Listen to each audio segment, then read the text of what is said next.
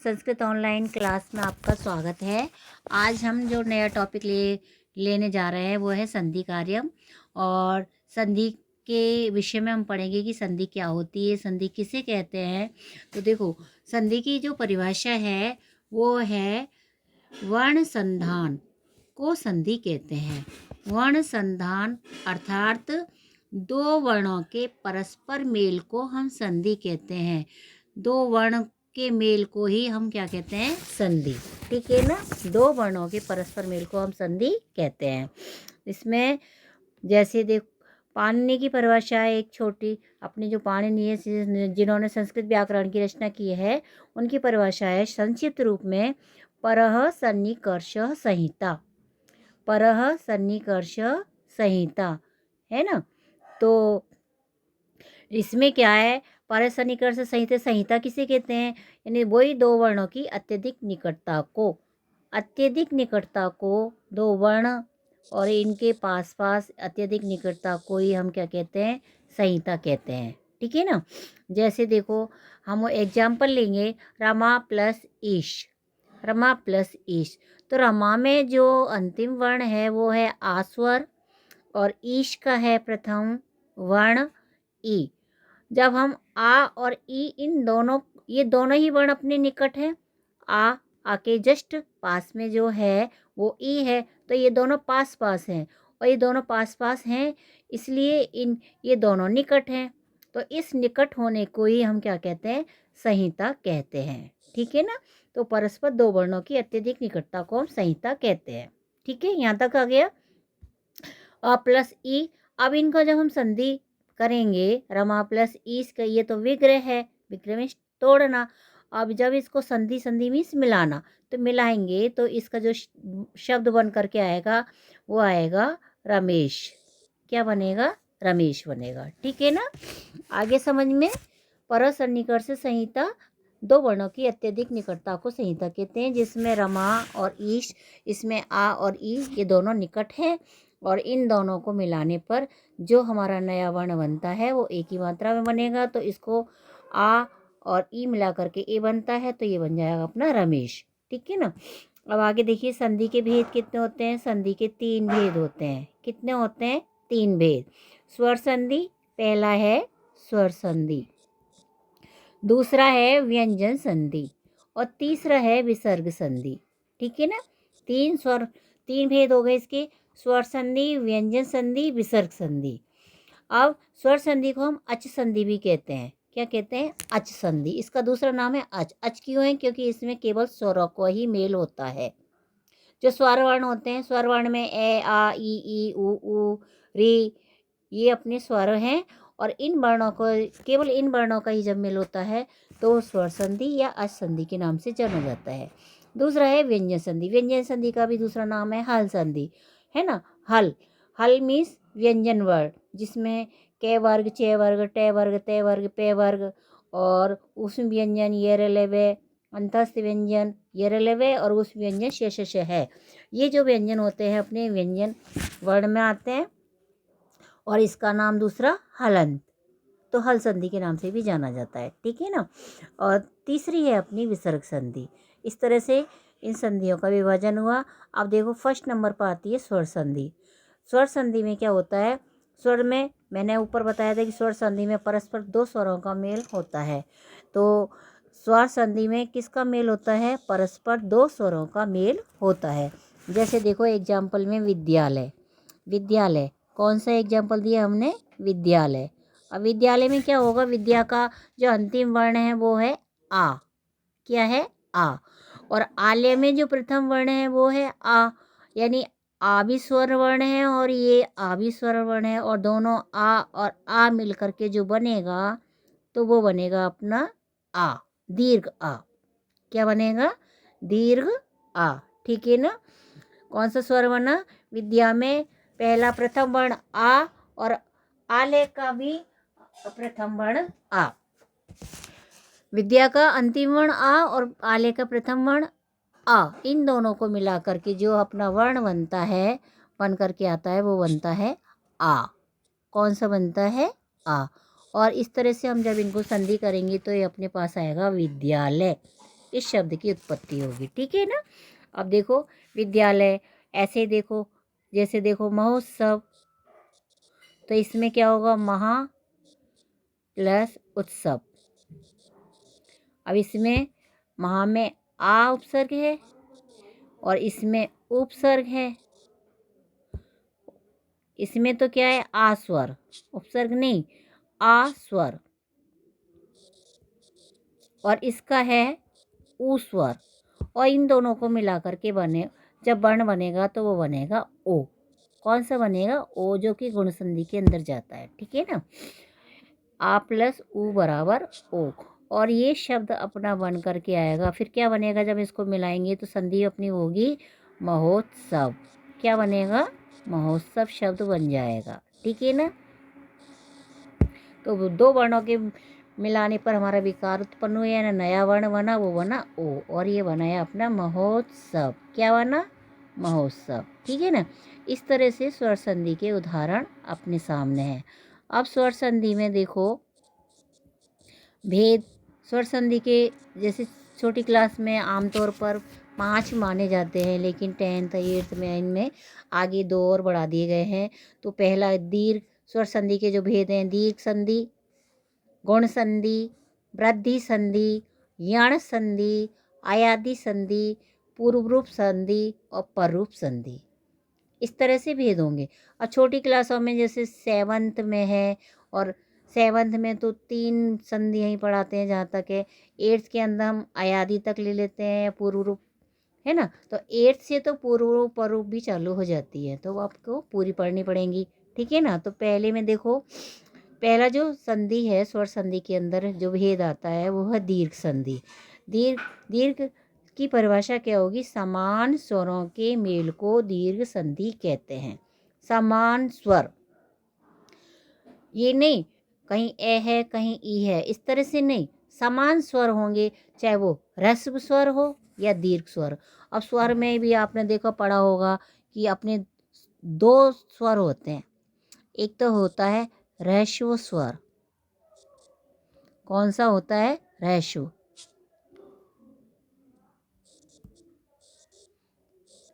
ह्रस्व स्वर। और दूसरा है दीर्घ स्वर। कौन से हैं, दीर्घ स्वर। अब ह्रस्व स्वर में कौन से आते हैं पता है आपको, अ, ई, उ, है ना, और री। ये आपके ह्रस्व स्वर में आते हैं, अ, ई, उ, री। ठीक है। और दीर्घ में जैसे इसका समान स्वर क्या होगा, आ, इसकी दीर्घ क्या होगी, बड़ी ई, इसकी दीर्घ होगा बड़ा ओ, इसका दीर्घ होगा बड़ी री। 2 बार घूमता है ये। फिर ए, आई, ओ, औ, ये अपने दीर्घ स्वर में आते हैं। ठीक है ना। ह्रस्व स्वर यानी इनको लघु स्वर भी कहते हैं। लघु मीन्स छोटे, दीर्घ मीन्स बड़े। ठीक है ना।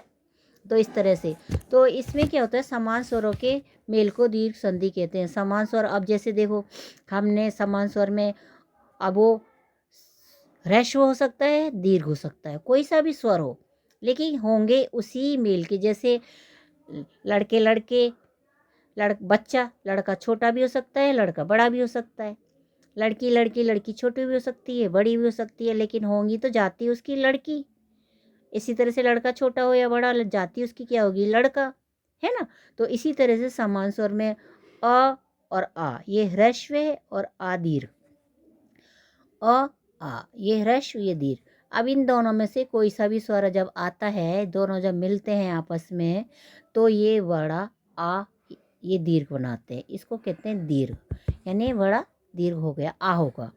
ई और ई का जब मेल होगा, ये मिलेंगे तो ये बड़ा ई बनेगा, यानी ह्रस्व ई।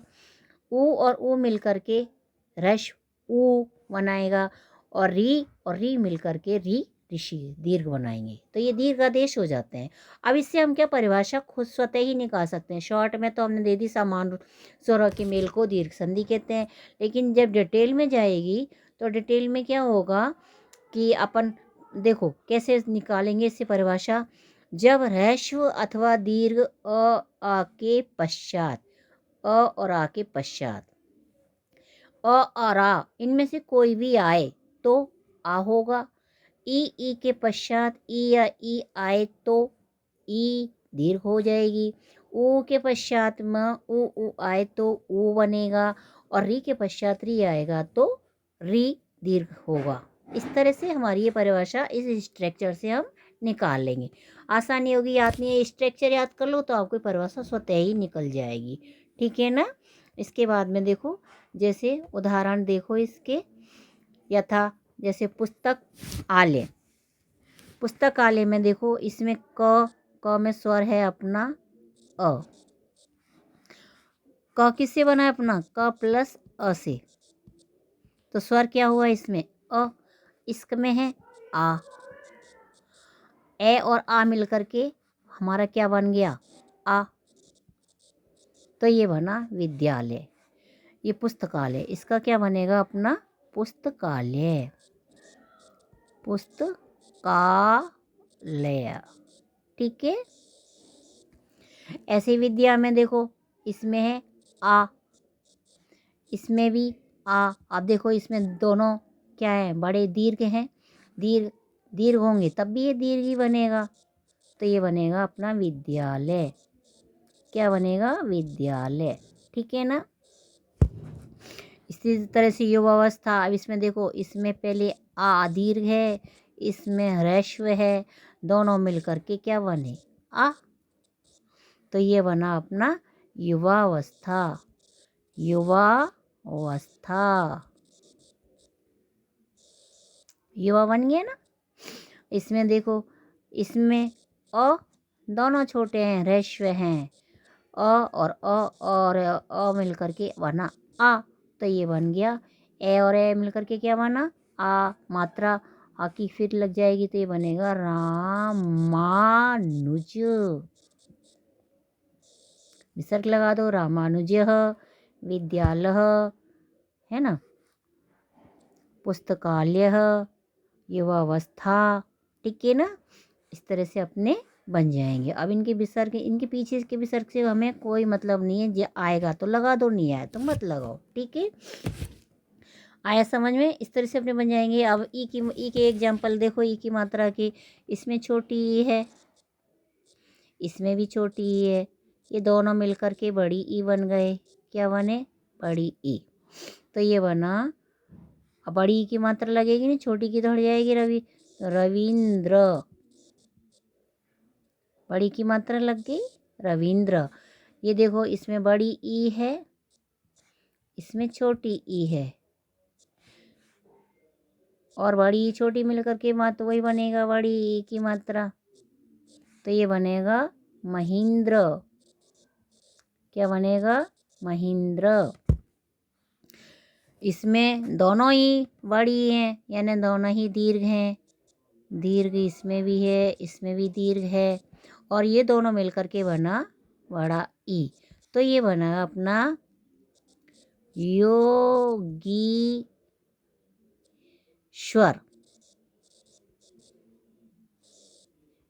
क्या बना, योगीश्वर। अपना क्या बना इसका, योगीश्वर। ठीक है ना। देखो एक बार थोड़ा स्पष्ट लिख देती हूँ इसको।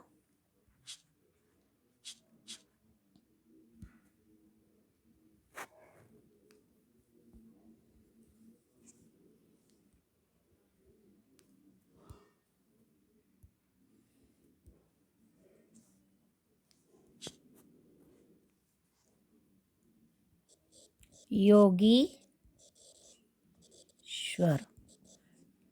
ठीक है। इस तरह से ये बना।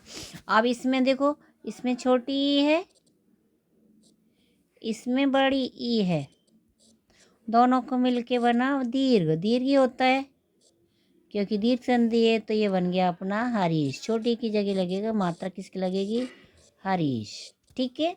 इस तरह से देखो ई के उदाहरण हुए। अब ऊ के देखो, इसमें ऊ और इसमें ऊ, दोनों मिल के बड़ा ऊ बन गया। तो ये बना अपना गुरुपदेश। गुरुपदेश। देशः, ग्रुप देश, ठीक है। ये है इसमें छोटा ऊ और ये है बड़ा ऊ, और दोनों मिलकर के बन गए ये बड़ा ऊ, यानी दीर्घ। और इसका जब बनाएंगे हम तो जो छोटे ऊ की मात्रा लग रही है इसके अंदर सिंधु में, वो बड़े में परिवर्तित हो जाएगी, सिंदूर मी। ये ऊ और ऊ ये दोनों मिलकर के बने ना, ये वाले ऊ और ऊ, तो ये मी लगा दो, सिंदूर मी। इस तरह से इनका बनेगा। अब अधु सब में देखो, इसमें बड़ा ऊ है, इसमें छोटा, रस्व दीर्घ मिल गए, दोनों को मिला करके बड़ा ऊ बनेगा। ऊ प्लस ऊ तो बधु, क्या बनेगा ये, बधुत्सव। एक ऊ हट जाएगा ना यहाँ से, ऊ और ऊ मिल करके बन गए ऊ उत्सव, बधुत्सव। ऐसे ही देखो इसमें ऊ, वो में और ये ऊ दोनों मिल करके दीर्घ है, इसमें भी दीर्घ है। अब इन दोनों को मिला करके बड़ा ऊ वही बनेगा, तो ये बना भू, और ये ऊ तो हट ही जाएगा यहाँ से, ध व र, ऊर्ध्व, ठीक है। क्या बन गया, ऊर्ध्व। अब ऋषि में देखो, ये है इसमें री छोटी, इसमें भी छोटी, और इन दोनों को मिला करके क्या बनेगा, बड़ी ऋषि की मात्रा। बड़ी ऋषि में हम 2 बार घुमाते हैं इसको, ठीक है। और ये शब्द बना अपना होत्रिकार, होत्री, इसको 2 बार घुमाएंगे, कार। होत्रिकार का अर्थ होता है हवन करने वाला। क्या होता है, हवन करने वाला। इस तरह से देखो अपने शब्दों का निर्माण होगा, ठीक है ना। आए समझ में।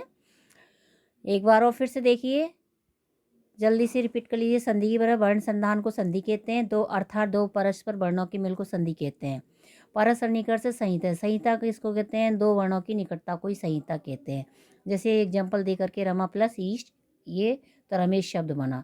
संधि के 3 भेद, स्वर संधि, व्यंजन संधि, विसर्ग संधि। स्वर को अच कहते हैं, व्यंजन को हल कहते हैं। स्वर संधि परस्पर 2 स्वरों को मेल को स्वर संधि कहते हैं। एग्जाम्पल दिया विद्या प्लस आले, है ना। तो इसमें आ दोनों स्वर हैं, और इस तरह से स्वर संधि का उदाहरण हुआ। स्वर संधि के भेद, दीर्घ, कोण, वृद्धि, यण, आदि, पूर्व रूप, पर रूप। इसमें दीर्घ संधि, दीर्घ संधि में समान स्वरों का मेल होता है। समान स्वर में मैंने बताया समान जाति के, है ना, चाहे वो ह्रस्व हो या दीर्घ, इस तरह से स्ट्रक्चर में ही बता रखा है। इससे स्ट्रक्चर से हम एग्जाम परिभाषा निकाल लेते हैं, जो हमको आसान होती है। अगर स्ट्रक्चर याद है तो परिभाषा लिखने में कोई दिक्कत नहीं आती, ठीक है ना। इसमें जो मैंने समझाई रखा है, जब ह्रस्व अथवा दीर्घ के बाद पश्चात ए आ के पश्चात ए आए तो आ, ई के पश्चात आए तो ई, ऊ के पश्चात ऊ आए तो ऊ, री के पश्चात री आए तो री, दीर्घादेश हो जाता है, ठीक है ना। उदाहरण मैंने आपको दे रखे हैं, पुस्तकालय, पुस्तक प्लस आलय। इसमें पुस्तकालय में आ है ना, ये दोनों मिल करके आ बनेंगे। चाहे समान जाति के हैं, वो दीर्घ ही में ही परिवर्तित होंगे। इसी तरह से अपने ई के उदाहरण हैं, ऊ के उदाहरण हैं। तो आप इन एग्जाम्पलों को देख करके ढंग से पढ़ोगे और इन्हें राइट और लर्न करोगे, ठीक है। समझ में आ गया होगा, ठीक है ना बच्चों। Thank you.